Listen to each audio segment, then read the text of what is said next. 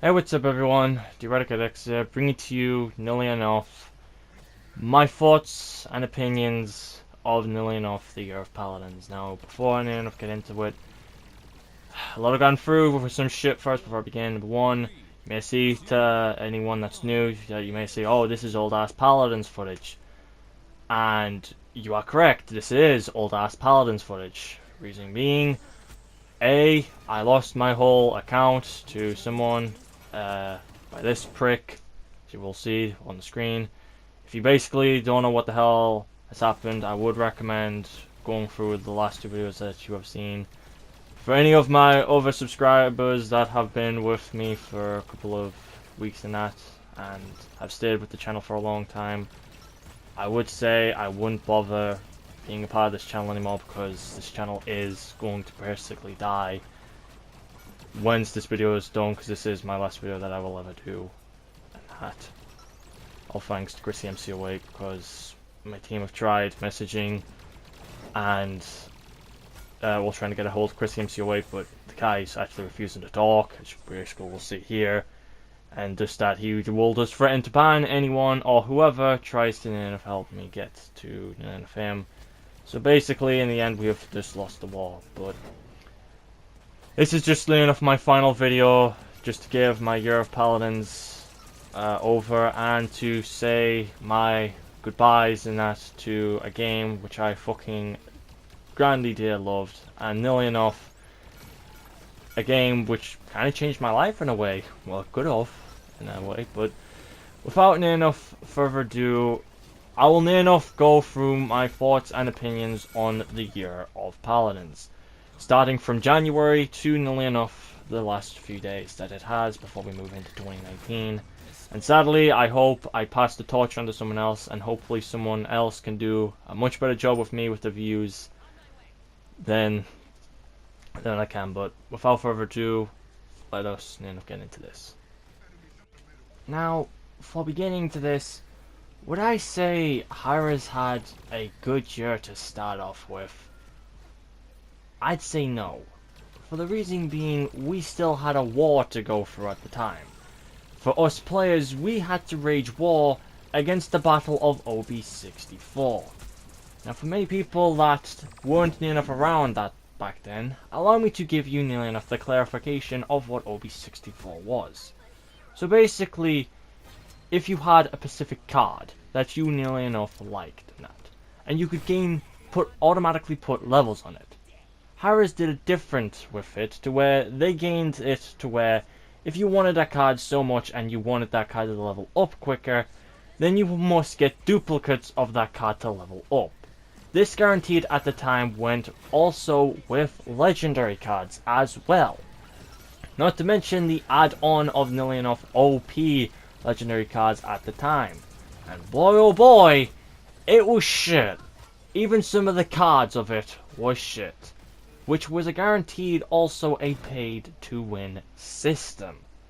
Now, you may be thinking to yourself, how was it a pay to win system if you were near enough a part of the OB64 crisis? Well, I was going to explain this of my video that I did, but I near enough ran out of memory in that. So, allow me to near enough give you a rundown of how this was guaranteed a pay to win fucking system. Now, let's say if you were just a new player. You were just in, and you were at the crisis of the war of OB64. You didn't know that there was a war going on at the time, but there was, okay. It was going down. There was near enough. They were dropping the loot boxes at us, and it was a pretty hard war to deal with. We lost a lot of good lives back then, I know. But yeah, so say if you were new and you wanted to nearly enough level up your cards and that, but nearly enough you had nearly enough no gold in that to buy any rancid chests with. But you could buy it with a different kind of currency. On a Pacific chest, you could buy MVP points. Now at the time they had this very own MVP style, which you could be a member of it, which allowed you to the end of get more MVP points and allow you to put booster things on it, etc. Right? So nearly enough, you at the time could buy MVP points how could we buy them? Well, you could buy them for nearly enough, well, 1,000 of them, for 70 odd crystals. Now, how does one get the crystals? You guessed it. On the fucking store of your Xbox or PlayStation, or Switch. And then if you could purchase up to, I would say, roughly around 5 to 6 loot boxes occasionally, and you would keep on possibly spreading on more money to that at the time if you didn't have any gold or MVP points at the time to buy anything. So basically, that's how basically it was a pay-to-win system, because that's how I basically saw it in a way. But nearly enough at the time, it got more worse. It got way more worse. To where nearly enough, a company guy, I don't know, whoever the fuck his name was, messaged people saying he was sick and tired about this and that he would reduce the paychecks or something like that. And basically that guy did a big oopsie for the fact that he basically lost his job at the time after that. Badoom. And if any other member of Paladins at the time, because none of the employees there that worked there, they hated it as well. If they dare open their gobs about this, they would also lose their jobs as well. So basically at the time, the company at the time had to take it up the ass and just do whatever the person that was directing it said. Which was pretty bad on the director's side, because nearly enough, they were with us. We didn't want this fucking card system. Because people were just, you know, fucking off half the time on freaking Fortnite. Because back, that was bombing at the time. Until finally, after a great war was raging upon us, a man from heaven himself came down. I was like, no, we ain't having this shit anymore. We're getting rid of this OB64 system. And nearly enough, it rained down. Hella fucking yeah. I was actually going to make a video about this, of the war of OB64. It was going to be all dramatic and everything, and it was going to be amazing and that. But again, yes, sadly, lost my account because of it. And everyone was all happy. Even I was happy. I don't know if I'll still have the footage of that, but I'll play a clip of that, but fuck me. And everything was all happy. OB64 was gone. And nearly enough, it brought a new attention to Hi-Rez's Jesus plans. He had plans on making events. And we were all proud. We were just like, yes, we're gonna have new law. We're gonna have like cool super duper events and all that jizz jazz and everything. Until that's what I thought. The first event that ever came to the console was Siege of Ascension Peak. Siege of Ascension Peak nearly enough had it to where the Magistrate and the Resistance were near enough going to have a war between each other, as nearly enough the Resistance were defending nearly enough Genos' homeland, and as the Magistrates wanted to take Genos for their own to help them succeed in their army.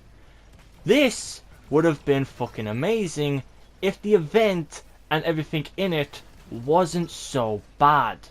To where nearly enough the event itself was just basically out siege, but just nearly enough you got selected a random champion, abilities are just cut in half, and it just rains fireballs. That was it. It was just basically an out siege game, but just Hi-Rez's spice to it.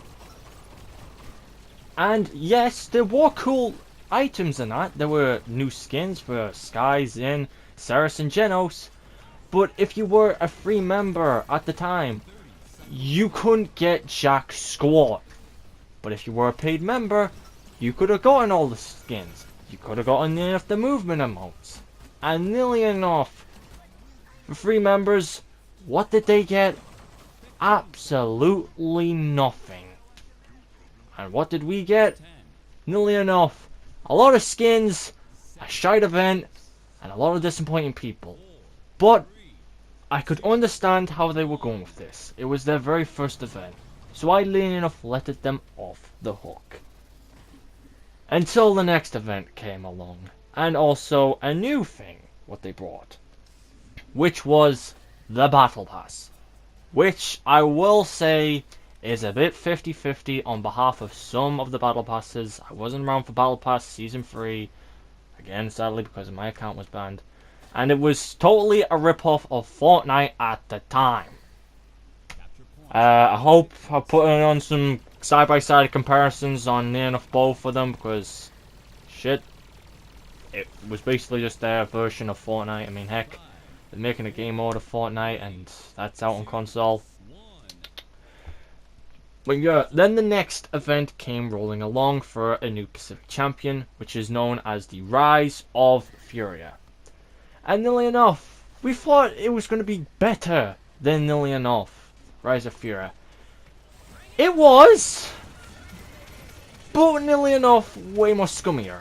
I made nearly enough a lie. I accidentally lied about nearly enough this bit, but nearly enough at the time, if you wanted to nearly enough purchase this, that like the very own store and that, and if you wanted to purchase anything, you needed these Abyss shards, and the only way that you could get these Abyss shards is if you play nearly enough the Rise of Fury event, to where nearly enough you get picked a Pacific random champion again. It won't let you be any other kind of champion, but all the champions are the same. So if you're randomly a bark, then the enemy team will randomly have a bark. And all you have to do is basically climb up a mountain, collect some of these shard fiends that will just boost up nearly enough your ultimate system, so you can have an ultimate at the very start of the game. Whoop-de-fucking-do, and then basically enough, it's just a deathmatch game. First, I believe it was the 20 or 30 points would win. And yeah, again, it's basically deathmatch, but their own spice to it. Now, moving on to the name of the store, right? If you wanted to buy anything from that store, you needed to purchase a skin. Really? Another skin? Another skin that was near enough raised up in prices, I believe by 100 or 200 more crystals. Which I gotta say was nearly enough so bad that nearly enough I was pissed off for the fact that nearly enough my friends, which were half the time free members at the time, couldn't get jack squat, and they basically just played the event for nothing. That was it. And I was just way more disappointed. Like, the battle pass, it's shit. The events, it's shit. Could they make near enough a half decent good event? But they did. The next event, the Dragon's Calling, which I will put down as best event of the year, was hands down the best one. There was no new added on spices. It was a new game mode that nearly enough wasn't or hasn't been in any of the future game modes that I've ever seen Paladins do, or Harris do. And even if you won or lost the game, you would get something. If you're a free member, you would get near enough like a lot of emotes, avatars, sprays. This is what I liked to see. I didn't like to see nearly enough the fact that free members are not getting anything. I mean, fuck pay to win. This is like a new system I like to call known as the pay to get. To where you want something from a store, give us money. Get the skin first and you'll get that. I mean, fuck. But yeah, the event was good as it is. Free or paid members would near enough get anything. But the downside of it was they opened the price again to the prices. But all in all honesty, there was near enough not wrong with Dragon's Calling. Best event of the year, hands down. Paid and free members got it. A lot of my friends enjoyed it. And I thought nearly enough they learnt from their mistakes. And so I thought again. Their next event that came out, which was sadly nearly enough my last event that I would ever see from Hi-Rez, was an event I dare speak the name of, which I will say it for you guys. The event known as Dark Tales. An event which I was so happy for because it was piratey themed. And I was nearly enough so into pirate stuff at the time. My favorite skin to this day was Dutch Mimicoa. Even his theme. I still listen to his fucking theme on YouTube. I listen to that shit day in and day out. It was all piratey themed. Featured a new champion known as Dredge. But literally enough, hands down, this gets the honorary badge of worst event of the year. Hands down. You may wonder yourself saying, How is this bad? How is this shit? Sit the fuck down, I'm gonna be telling you this, cause fuck me. When I was banned at the time, and I played near enough a few weeks about it, and I saw it all, and I heard much from my friends, I was pissed off. I was a ticked off rat, and I would eradicate a lot of things. But yeah, Dark Tales. If you wanted to near enough get anything, you would need to purchase nearly enough a skin, an event skin again. So yeah, that's one thing that they fucking did. Free members are not getting anything. Sad day for free members again, and I thought they learned from their mistakes. But yeah, here comes the fucking grindier bit. They never made an event. Nothing. All in all, if you hop in any sort of game, minus out competitive, an Abyssal Echo will appear. And if you and that team member, nearly enough successfully, do take out that thing, you receive a double coin. Be warned though that you must be a part of taking it out. If you sadly did not take it out, then the Abyssal Echo will, disappear and it will fuck off, and you'll probably never see one for a while. So yeah, that's one sad bit. But nearly enough, if you wanted to buy something, yet again, you did have to buy something on that. So this was near enough a slap to the face, but near enough both people in a way, because if you are a paid member and you did purchase some skins, well, yeah, congratulations in a way, but good luck trying to get something, because it took me a fucking god all knows how long to near enough get nearly enough a death stamp.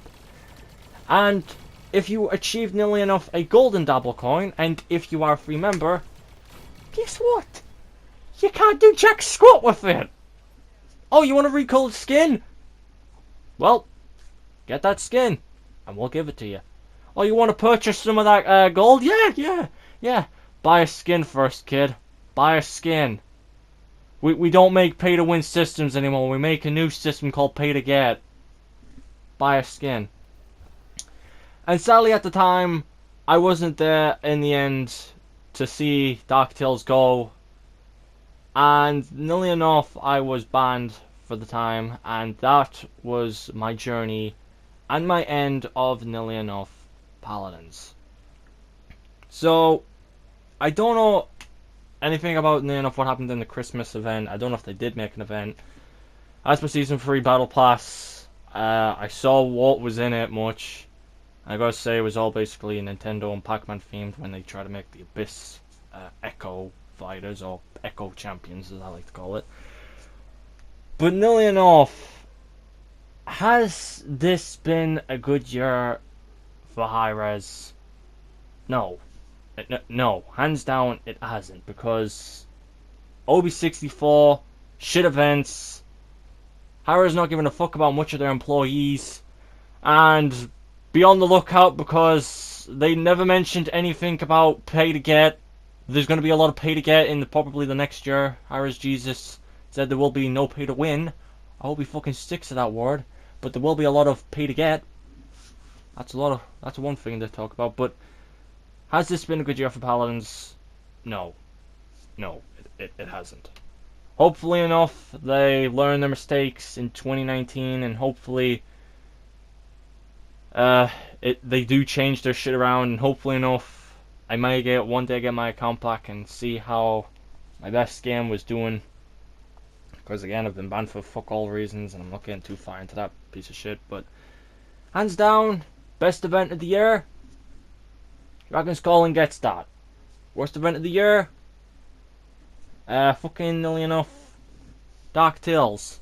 Champions that came, I liked them all, except from Koga at the time, because that motherfucker was having to be OP, overpowered as fuck during competitive time, and it took Hi-Rez near enough a lot of fucking years to near enough nerf that bitch, but hopefully enough he's back to where he is, back in the mid okay, to near enough deal with, and yeah, so this is near enough my final take and my final video on Paladins, and my final farewell to Paladins. I will say, Paladins, Hi-Rez, you guys did change my life. I fucking loved this game. It'll always hold a great deal into my heart before I die. As per some of the champions, Sky, Ash, Grok, most importantly Bob. I fucking miss you, motherfucker. You're my best ball, man. You always know how to carry a team. Gotta respect that healing totem, Bob. Grok, take care of him, man. He's a good ass healing totem. But yeah, this will be nearly enough my final video. I won't be making any more videos ever again. I don't know where I might be in the future, but I hopefully may see the end of this game go to its success as it is. And if my team, or by any chance, watch this, I will say this, guys. Don't give up. Continue on your dreams as pros, right? Find another team that may take you in, or somewhere like that. But just nearly enough, keep loving this game, because I loved it as it is, and hopefully nearly enough you guys on my team, on Team Sensei, do as well. So just don't give up. Find another team that might take you, and I wish you nearly enough the best of luck in your lives. But yeah, this is my that's it. That's all I gotta say. Hope the near enough come back in 2019. Hopefully my team finds somewhere nice to do. My life and career is over, and I enjoyed near enough making a lot of videos for the Homie Nation and that, and I hope you all do. But if you guys did enjoy this final video, please give it a thumbs up, leave a nice comment. Yeah, this video if you want to. I don't give a fuck anymore. But if you guys enjoy, give a thumbs up. If you didn't, then don't. Leave a thumbs down. But yes, finally, for the final time, peace. DX is out, and I hope you all have a wonderful new year in 2019. Okay. Who was holding W?